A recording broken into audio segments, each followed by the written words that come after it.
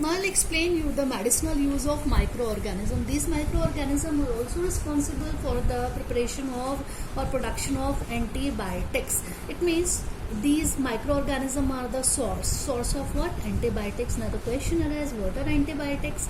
Antibiotics are actually a medicine which stops the growth of harmful microorganism. Okay, produce from microorganism useful micro and stop the growth and kills the harmful microorganism. Okay, for example, like streptomycin, tetracycline, as well as erythromycin.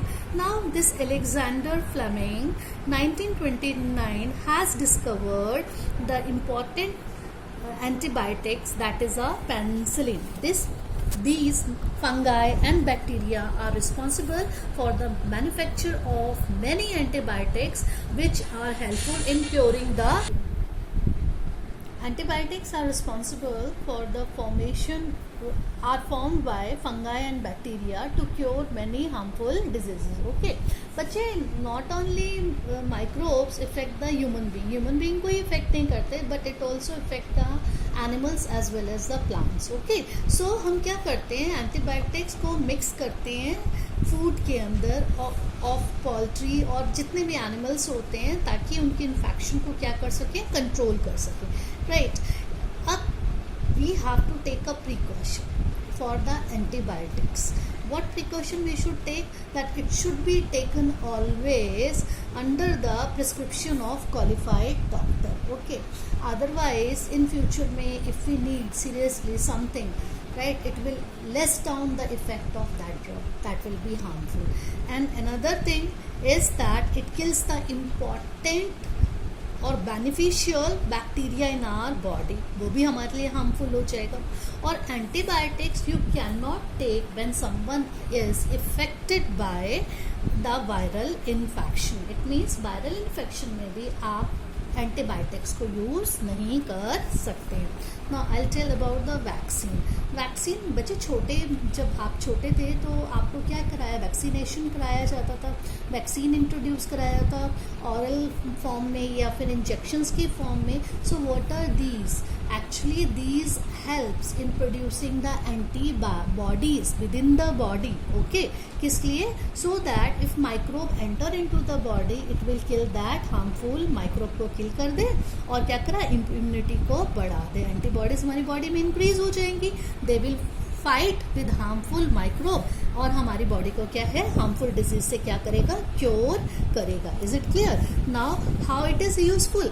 It is useful in increasing the soil fertility. कैसे?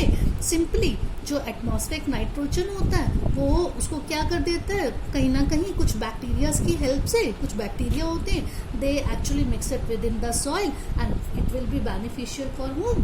For the growth of plant. So इस तरीके से ये soil की fertility को भी क्या करते हैं, इंक्रीज करते हैं. It is also useful for cleaning the environment. कैसे?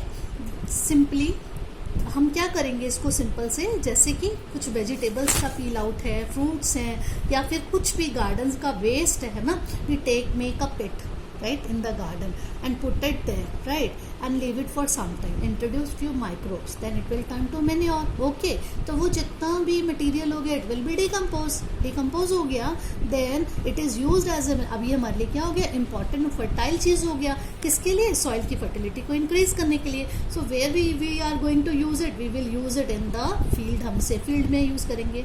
इन the same way there are few plants और animal who die. Okay, so we find after some time we do not find them somewhere on this land. Why?